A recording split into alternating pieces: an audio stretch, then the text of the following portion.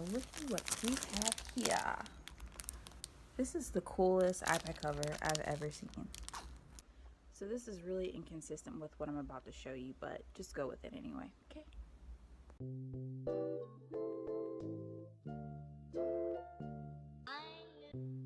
My name is Latoya Dixon-Smith of Systems for Photographers, and in this video I'm going to show you my very first digital planner, tell you why I decided to go digital, and to show you some spreads inside of my planner. So let's get started. The reason why I decided to try out a digital planner was because there were some limitations that I found with my physical planner. Now, there is nothing like putting pen to paper and writing out your ideas, drawing sketches and any notes that you have. But I noticed that there were some things that I wanted to do with my physical planner that I was not able to do that I'm going to be able to do now that I have a digital one. So the first thing was that I would be buying planners about every quarter or so, maybe even a few months, consecutive months. And that was because I was filling them up. So of course, you have a lot of things that you're writing down, you fill up the notebooks very quickly. And although it wasn't a huge expense, over time, these things would add up very quickly. So a limitation that I'm going to be able to overcome with a digital planner is that I will never run out of space. Now I can run out of space on my, the storage on my device, but there's also things like the cloud, which you can get really cheap storage nowadays. So I will never really run out of space for my planner. I can just keep adding pages to it and just keep going from there. The more ideas that I have, the better. So that's something that I won't have to worry about with my digital planner. Another limitation that I found with my physical planner was that it wasn't searchable. So again, I'm someone who I will take up so much time and space writing out ideas and sketching things that I will fill up things really quickly. Which means that if I had an idea in October and come December, I wanted to go back and reference it, I would have to go back and get that October notebook and try to find exactly where I wrote down those notes. And even though I would try to keep up with my indexes, if you looked at them today, you would see that they're all blank because I would forget. So with a digital planner, I can use the features inside of my GoodNotes 5 app to search what I'm looking for. The handwriting is searchable in GoodNotes. There are some other apps out there as well that will do the same, but I found that this system and setup works best for me in GoodNotes 5 for now. So I love to show you what it looks like. Each of the tabs you see is linked to a different spread. So anytime I tap on it, it will go directly to that page. The first spread that I have is the brainstorm page, and this is just for any notes that I have, any quick notes that I want to jot down, any sketches that I want to make. This is just really a space for me to just really get whatever I have on my brain off onto my paper. And especially like for my Systems for Photographers clients, if I am creating some process maps, this is just a good way for me to kind of put those sketches out there on some paper, well, virtual paper. One of the things that I mentioned in the intro is that a drawback that I had of my physical planner was that it wasn't searchable. But let's just say that today I'm talking about photography.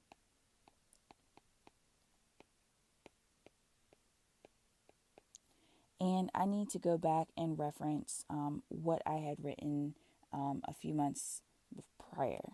So if I type in, you'll see it pop up here, photography. I'll tap on that and it highlights my handwriting of what I had written regarding photography. So that is one of the really cool features of the GoodNotes 5 app, is that your sketches, your handwriting is searchable.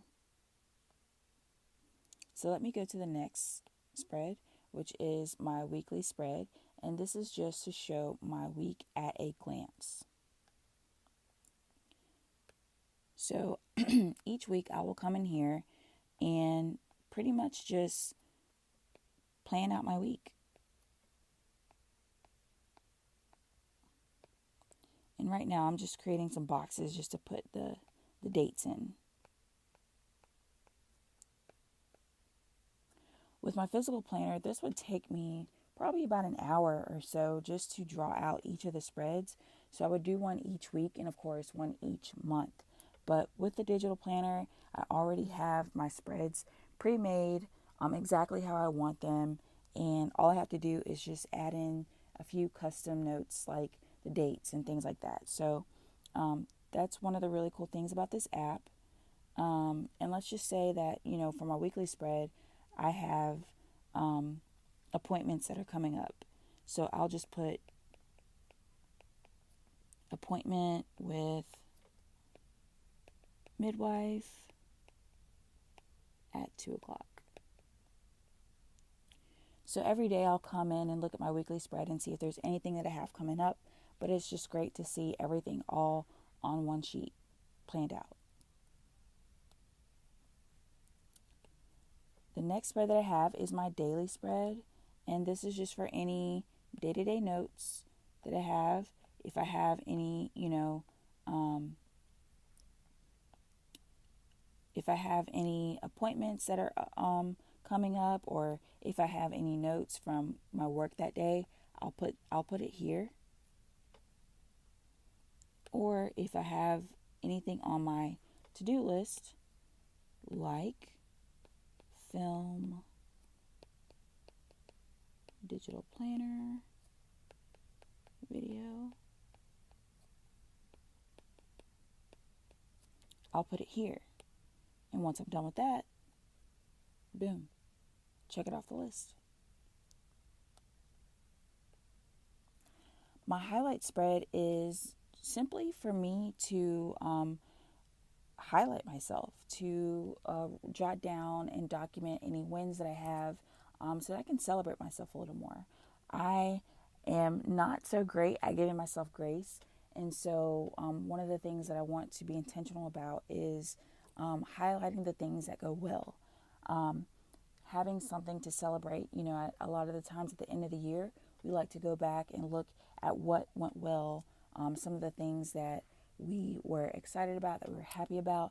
And so my highlights page is just for that.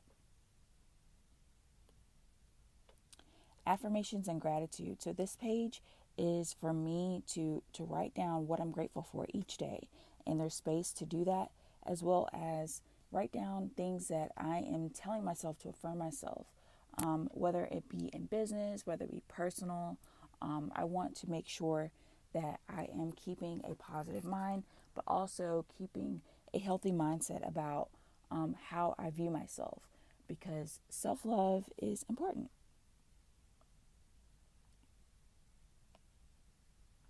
And then finally, I have my monthly spreads, which shows my monthly calendar again, just so I can see my month at a glance.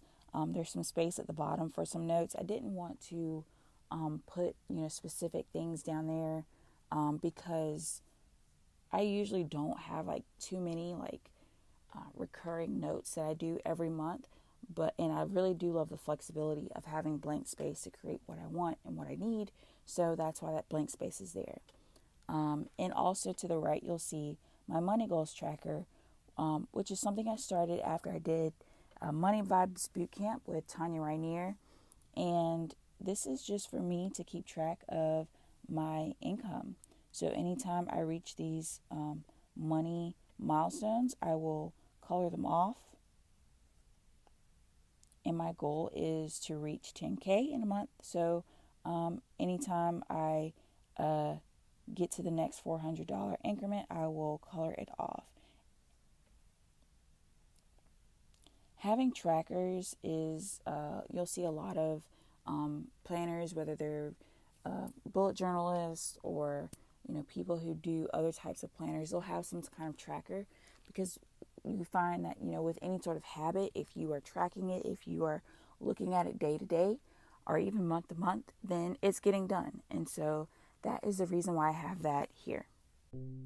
All Alright, I hope you have enjoyed looking through my planner. It's been a really eye-opening experience so far, both in the designing aspect of it, the functionality part of it, and I'm just learning so much. So if you have any questions about creating a digital planner, please leave a comment below and your questions below. And if you are a veteran in the planning or digital planning space and you have some tips and suggestions for me, please give me some words of encouragement and advice in the comments below, and I will see you next video. Oh, and make sure you subscribe.